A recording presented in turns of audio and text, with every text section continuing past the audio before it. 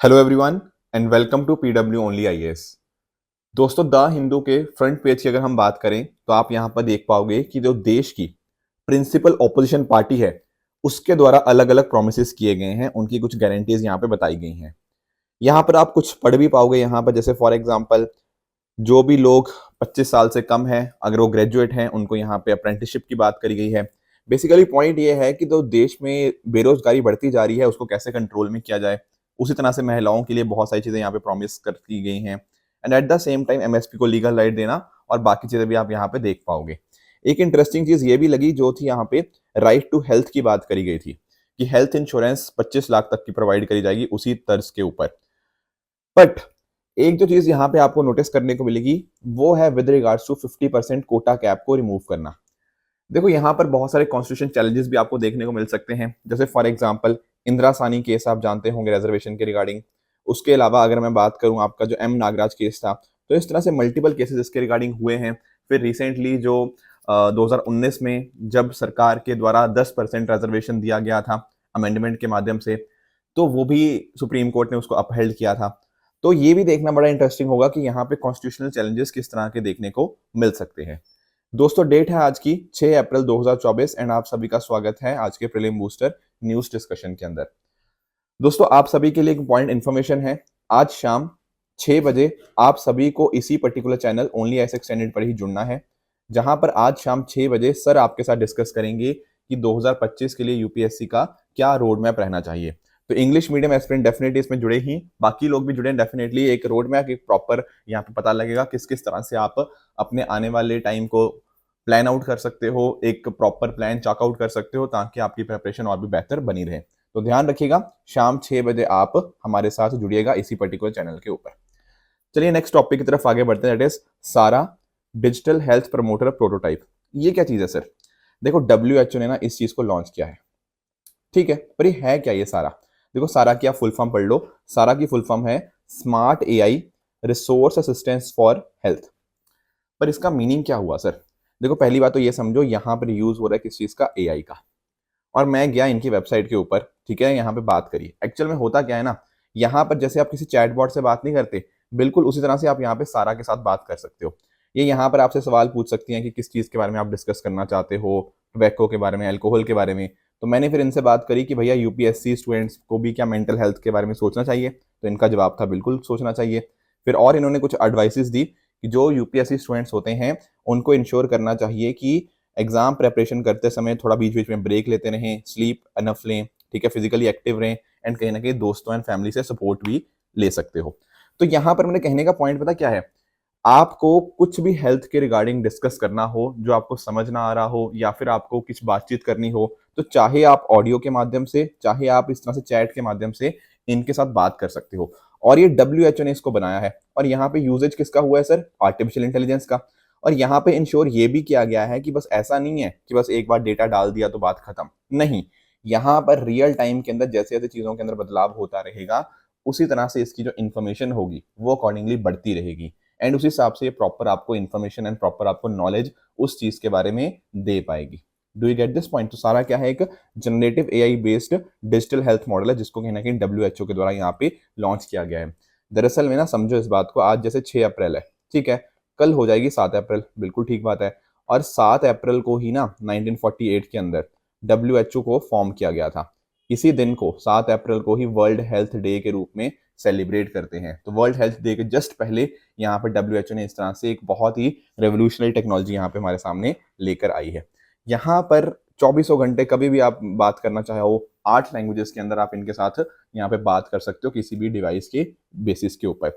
तो right to health, ठीक है ना, ताकि लोगों को रियलाइज हो, रियल टाइम इन्फॉर्मेशन आपको मिल जाएगी। इन्फॉर्मेशन डिसमिनेशन, कैसे अपनी अच्छी हेल्दी लाइफ जीनी है, मेंटल हेल्थ को आप कैसे टैकल कर सकते हो, ये सारी चीज़ें यहाँ पे आपको देखने को मिल जाती हैं। एक ह्यूमन टच देने की कोशिश करेंगे, जैसे आप नोटिस कर पाओगे, ठीक है। एंड इसके साथ ही साथ आप नोटिस करोगे कि अलग अलग डिजीजेस के बारे में आपको जानकारी चाहिए हो, वो सारा आपको प्रॉपर यहाँ पे मिल जाएगा। एक्चुअल में एक बात नोटिस करो ना, इंटरनेट का ना दिक्कत ये भी है, क्योंकि आप कोई भी चीज़ गूगल करते हो तो गूगल भी ना बहुत सारे रिजल्ट आपको दे देता है, आपको पता ही नहीं लगता यार कौन सा सही है कौन सा गलत है। कोई आपको बीमारी भी हो छोटी मोटी, मतलब जैसे आपको फीवर वगैरह हुआ लेट से, तो गूगल तो आपको ये दिखा देगा कि आपको ये तो सिम्टम कैंसर के हैं, है ना। तो इस तरह की बहुत सारी चीजें होती हैं, और ऊपर से फेक न्यूज इतनी ज्यादा बढ़ चुकी है कि पता ही नहीं लगता है कि इंटरनेट पे किस चीज को सच माने, किस चीज को नहीं माने। तो जब WHO कुछ इस तरह से लेके आया है ना, तो इट शोज की ऑथेंटिसिटी है उस चीज के अंदर, राइट। और बाप की आपको एक अच्छी जिंदगी जीने के अंदर ये डेफिनेटली हेल्प करेगा। जैसा मैं आपको बता भी रहा था, 1948 के अंदर 7 अप्रैल को WHO को फाउंड किया गया था। इसी दिन को वर्ल्ड हेल्थ डे के रूप में हम सेलिब्रेट करते हैं। टोटल 194 मेंबर कंट्रीज आपको यहाँ पे देखने को मिल जाएंगी। वर्ल्ड हेल्थ असेंबली जो होता है वो एक गवर्निंग बॉडी है इसकी, जिसको सारे मेंबर स्टेट्स यहाँ पे वहां पे अटेंड करते हैं, ठीक है ना। यूएन एजेंसी का इसको स्टेटस बिल्कुल यहाँ पे मिला हुआ है। एंड आप नोटिस करोगे कि जब यहाँ पे पेंडेमिक था हमारे पूरी दुनिया भर में, तब भी एक इंपॉर्टेंट रोल WHO का था। नेक्स्ट चलते हैं अगले टॉपिक की तरफ, that is symbol allotment to political parties. देखिए इलेक्शंस आ रहे हैं, ठीक है, बिल्कुल 19 तारीख से इलेक्शन स्टार्ट है। तो बहुत सारे इलेक्शन सिंबल्स को लेके खींचातानी चल रही है। एनीवेज न्यूज इतनी इंपॉर्टेंट नहीं है, हमें इंपॉर्टेंट है इसका जो पॉलिटिकल एस्पेक्ट है उसको पढ़ना। देखो आप एक चीज जानते हो कि जो भी आपके सिंबल्स होते हैं वो बहुत इंपॉर्टेंट रोल प्ले करते हैं। देखो लिटरेसी हालांकि इंडिया में बढ़ गई है अब तो, पर फिर भी सिंबल्स कहीं ना कहीं बहुत ज्यादा इंपॉर्टेंट रोल प्ले करते हैं, स्पेशली उन लोगों के अंदर जिनको उतना शायद पढ़ा, उनको शायद उतना समझ नहीं आता पढ़ने लिखने के रिगार्डिंग। मैं आपको एग्जांपल समझाता हूँ। जैसे कई बार ना किसी पर्सन को हो सकता है कि यार पढ़ाई उतना पढ़ के ना समझ आए कि कौन सी पार्टी है, पर वो सिंबल्स के थ्रू ना बड़े आराम से उस चीज को आइडेंटिफाई कर लेगा कि चलो ठीक है यार, ये हाथ बना हुआ है तो ये कांग्रेस का है, ये कमल का फूल बना हुआ है तो बीजेपी का है। इस तरह से सिंबल्स अपने आप में एक बहुत बहुत इंपॉर्टेंट रोल प्ले करते हैं हमारी डेमोक्रेसी को और भी स्ट्रेंथन करने के अंदर। तो जो इलेक्शन कमीशन ऑफ इंडिया है, ECI, वो कहीं ना कहीं रिस्पॉन्सिबल है सिंबल्स को अलॉट करने के लिए as per election symbols order 1968। तो इसके अंदर आप नोटिस कर पाओगे आपके पार्लियामेंट्री और असेंबली कॉन्स्टिट्यूंसीज के रिगार्डिंग ये सारी चीजें यहाँ पे प्रोवाइड करता है। अब आप लोग जानते होंगे यार कि हमारे यहाँ पे पार्टीज होती हैं वो नेशनल पार्टीज होती हैं, जैसे आपका कांग्रेस है, आपकी बीजेपी है, आम आदमी पार्टी है। इस तरह से कुछ और पार्टीज भी आपको देखने को मिलेंगी जो कि नेशनल पार्टीज है। इसी तरह से बहुत सारी आपको स्टेट पार्टीज भी देखने को मिल जाएंगी। अब देखो जो नेशनल पार्टी है ना, उसको तो सिंबल जो मिल गया वो मिल गया। जैसे कांग्रेस का हाथ का सिंबल है ना, तो ये पूरे इंडिया में हाथ ही चलेगा। बीजेपी का अगर कमल का फूल है तो पूरे इंडिया में वही है। अगर मैं बात करूं स्टेट की, तो उस स्टेट के अंदर वो पार्टी को वही सिंबल मिलता है। कहने का मतलब with in that state that party has the same symbol. पर आप नोटिस करोगे ना बहुत सारी और भी तो पार्टीज होती है हमारे यहाँ पे, जिनको हम क्या बोलते हैं, जिनको हम बोलते हैं registered parties, but they are unrecognised, ठीक है ना, रजिस्टर्ड अनरिकॉग्नाइज्ड पार्टीज। देखो रिकॉग्नाइज के अंदर तो ये आ गई ना नेशनली रिकॉग्नाइज्ड या स्टेट रिकॉग्नाइज्ड। पर कुछ ऐसी पार्टीज होती हैं जिन्होंने रजिस्टर तो किया होता है, पर ना वो नेशनल पार्टी होती हैं, ना वो आपकी स्टेट पार्टीज होती हैं। ऐसी पार्टीज को बोलते हैं हम रजिस्टर्ड अनरिकॉग्नाइज्ड पार्टीज। तो होता क्या है ना, जो आपकी नेशनल और स्टेट पार्टीज हैं उनको तो एक्सक्लूसिव सिंबल मिल जाएंगे जो उनका है, पर बाकी जो सिंबल्स होते हैं फ्री होते हैं। वो फ्री सिंबल्स किनको मिलते हैं, registered but unrecognised political parties को। तो उनको वहां पे अकॉर्डिंगली यहाँ पे सिंबल मिल जाएगा, ठीक है ना।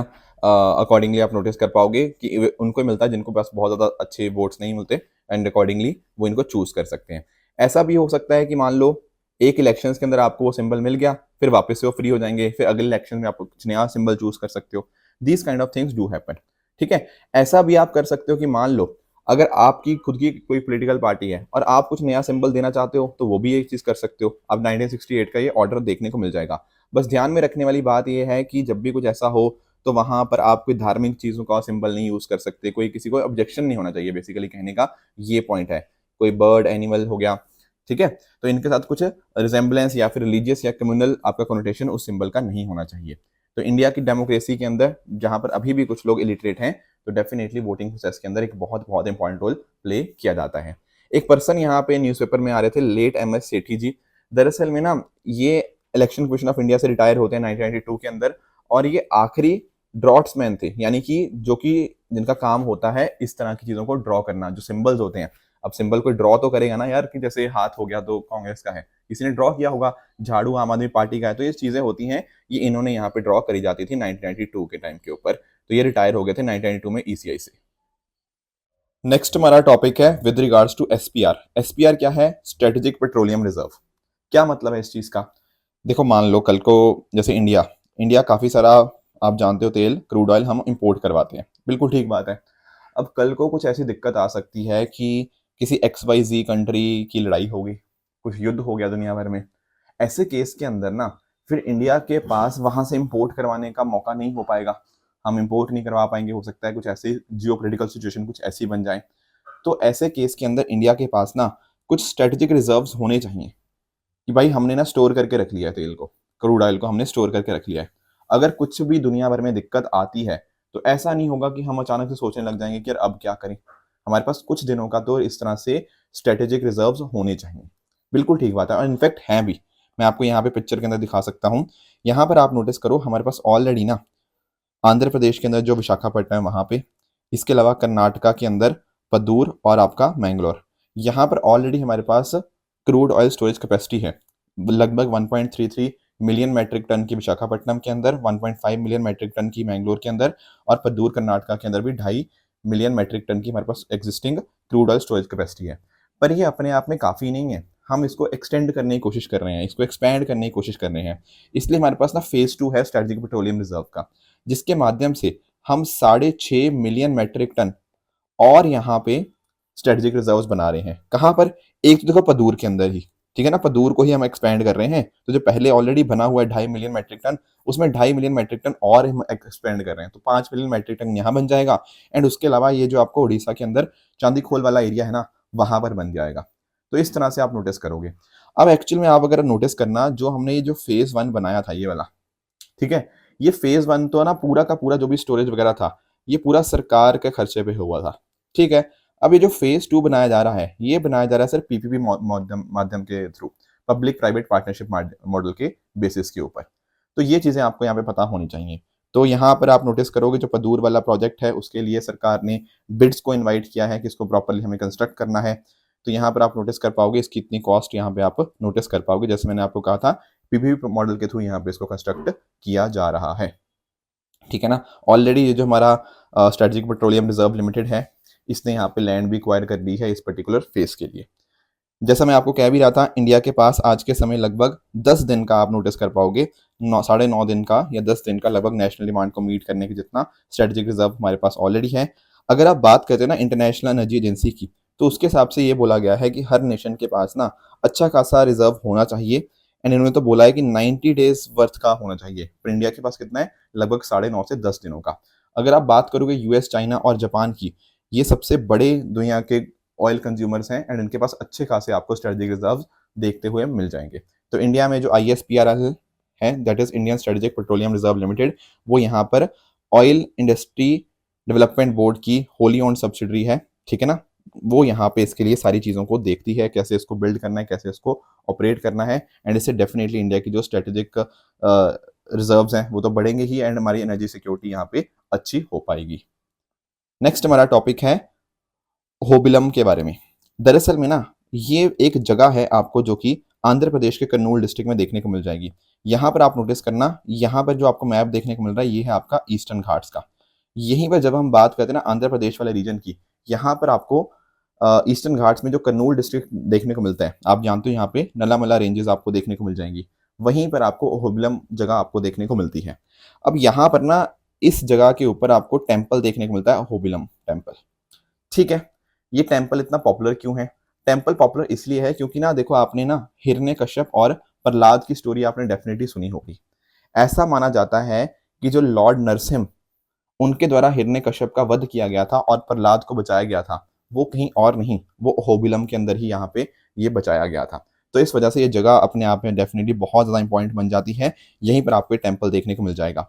तो अभी यहाँ पर फॉरेस्ट डिपार्टमेंट हो गया एंड श्री लक्ष्मी नरसिम्हा स्वामी देवस्थानम, इन्होंने यहाँ पर ना कुछ रिस्ट्रिक्शंस लगाई हैं विजिटर्स के ऊपर, ठीक है ना। तो ध्यान रखिएगा, इस पर्टिकुलर जगह के ऊपर आपको टोटल 9 श्राइन्स आपको देखने को मिल जाएंगे।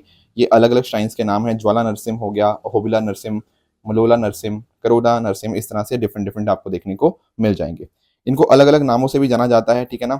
गुरुड़ शैलम हो गया, गरुड़ दादरी हो गया, गरुड़ चालम हो गया, सिंगावल कुंद्रम हो गया, नव नरसम क्षेत्रम हो गया। से इंपॉर्टेंस आपको डेफिनेटली इसकी पता होनी चाहिए कि ये वही स्थान था जहां पर लॉर्ड नरसिम्हा ने हिरण्यकश्यप को मारा था एंड प्रहलाद को बचाया था। इसके साथ ही जो महालक्ष्मी जी थी, उन्होंने यहाँ पर अवतार लिया एज सेंजू लक्ष्मी, एंड फिर जाके उन्होंने यहाँ पे भगवान से शादी कर ली, लॉर्ड नरसिम्हा से यहाँ पे शादी कर ली। तो ये भी स्टोरी वहां पे काफी ज्यादा पॉपुलर आपको देखने को मिल जाएगी। इवन अगर हम बात करें ना चालुक्यन टाइम्स के ऊपर, तो चालुक्यन टाइम्स के रिगार्डिंग भी ना यहाँ पे काफ़ी अच्छा खासा इस जगह के ऊपर आपको एविडेंस देखने को मिल जाता है। बाकी साथ में अगर मैं बात करूँ तो आप जानते होंगे जब हम बात करें विष्णु की, तो विष्णु भगवान के, तो उनके जो फॉलोअर्स होते हैं उनको हम अलवर के नाम से जानते हैं। तो श्री थिरुमंगाई अलवर जो कि 8th सेंचुरी के अंदर रहते थे, तो उन्होंने यहाँ पर डिफरेंट डिफरेंट चीज़ों को कंपोज भी किया गया था। इस पर्टिकुलर जगह का जो मेंशन है आपको अलग अलग पुराण, जैसे आपका विष्णु पुराण हो गया, पद्म पुराण हो गया, कुर्म पुराण हो गया, एंड इसके अलावा महाभारत के अंदर भी आपको इनका मेंशन देखने को मिल जाएगा। एक छोटी सी चीज और, आप कर्लन मैकेंजी के बारे में जानते होंगे। उनकी कलेक्शंस के बारे के अंदर भी ना बहुत सारी आपको इन्फॉर्मेशन इन टेम्पल्स के बारे में मिल जाएगी। दरअसल में एक होबिलम कैफियत है। कैफियत क्या होता है बेसिकली, कुछ वहाँ पे जो विलेज रजिस्टर्स होते हैं उनके अंदर प्रॉपर इन्फॉर्मेशन मिलती है किस तरह की वहाँ की कंडीशंस थी, तो उनके अंदर भी इनका यहाँ पे जिक्र देखने को डेफिनेटली मिलता है। एक छोटा सा टॉपिक हमारा और है, that is Pratyush radio telescope. देखो दरअसल में ना ये क्या है, प्रत्यूष एक रेडियो टेलीस्कोप यहाँ पे हम बात कर रहे हैं। मैं आपको थोड़ा समझाने की कोशिश करता हूँ। देखो एक चीज आप इमेजिन करना कि जब आप लोगों ने बिग बैंग थ्योरी पढ़ा होगा, बिल्कुल, तो बिग बैंग थ्योरी में क्या हुआ, अचानक से एक पॉइंट से कहीं ना कहीं यहाँ पे यूनिवर्स का फॉर्मेशन देखने को मिलता है, एंड उस हिसाब से अकॉर्डिंगली यूनिवर्स हमारा धीरे धीरे करके एक्सपैंड होता ही चला आ रहा है। बिल्कुल सही बात है। अब कुछ टाइम तो ऐसा था बिग बैंग थ्योरी के बाद, जब धरती पर बिल्कुल भी हमें कोई स्टार्स वगैरह नहीं देखने को मिलते, उस टाइम को बोला जाता है डार्क एजेस। बट कुछ समय के बाद जब यहाँ पे स्टार्स वगैरह का एवोल्यूशन हमें देखने को मिलता है, तब हम बोलते हैं उसको कि कॉस्मिक डॉन आ चुका है। अब यही कॉस्मिक डॉन को हम यहाँ पे स्टडी करने की कोशिश कर रहे हैं, कहीं ना कहीं सिग्नल स्पॉट कर रहे हैं फ्रॉम द डार्क एजेस। इसके लिए दुनिया भर की हम अलग अलग टेलीस्कोप का यूज कर रहे हैं। तो इंडिया की तरफ से जो टेलीस्कोप यूज हो रही है that is Pratyush radio telescope. इस पर्टिकुलर टेलीस्कोप को रमन रिसर्च इंस्टीट्यूट ने यहाँ पे बनाया गया था with collaboration from the ISRO, ठीक है ना। तो फ्यूचर रेडियोमीटर है लूनर ऑर्बिट के अंदर। यहाँ पर इस टेलीस्कोप के साथ ही साथ बहुत सारी और चीजें, जैसे फॉर एग्जांपल एंटीना हो गया, एनालॉग रिसीवर हो गया, डिजिटल कोरिलेटर हो गया, ये सारी चीजें भी यूज करी जाएंगी। इस हिसाब से इनको यहाँ पे अर्थ ऑर्बिट के अराउंड थोड़े दिनों के लिए प्लेस किया जाएगा, बाद में इनको मून ऑर्बिट में प्लेस कर दिया जाएगा, ताकि ये जो सारी चीजें थी ना कि कैसे कैसे कॉस्मिक डॉन कैसे आया, ठीक है ना, कैसे पहले स्टार्स फॉर्म हुए, उनका नेचर क्या था, ठीक है ना, ये सारी चीजें यहाँ पे स्टडी कर पाएंगे। तो जो यूनिवर्स की स्टार्टिंग थी उस समय के ऊपर क्या क्या चीजें थी, उन सभी चीजों को यहाँ पे ये स्टडी करेगा। तो कॉस्मिक डॉन का मैंने आपको मतलब समझा ही दिया। वो टाइम जब कहीं ना कहीं पहली बार स्टार्स एंड गैलेक्सी का हमें फॉर्मेशन देखने को मिल जाता है। ये वही टाइम था जब कॉस्मिक डॉन का जो रेडिएशन था उन्होंने रीआयोनाइज किया ज्यादातर हाइड्रोजन एटम्स को and accordingly protons and electrons हमें वहां पे देखने को मिल जाते हैं।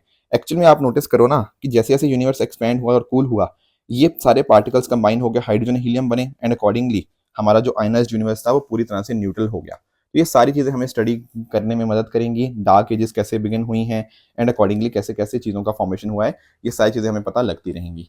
तो देखो और भी बहुत सारे मिशन हैं जो इसकी तरफ काम कर रहे हैं, जैसे फॉर एग्जाम्पल एक नासा और बर्कली लैब प्रोजेक्ट है, इन दोनों का LUSEE नाइट। ये क्या है, लूनर सरफेस इलेक्ट्रोमैग्नेटिक एक्सपेरिमेंट।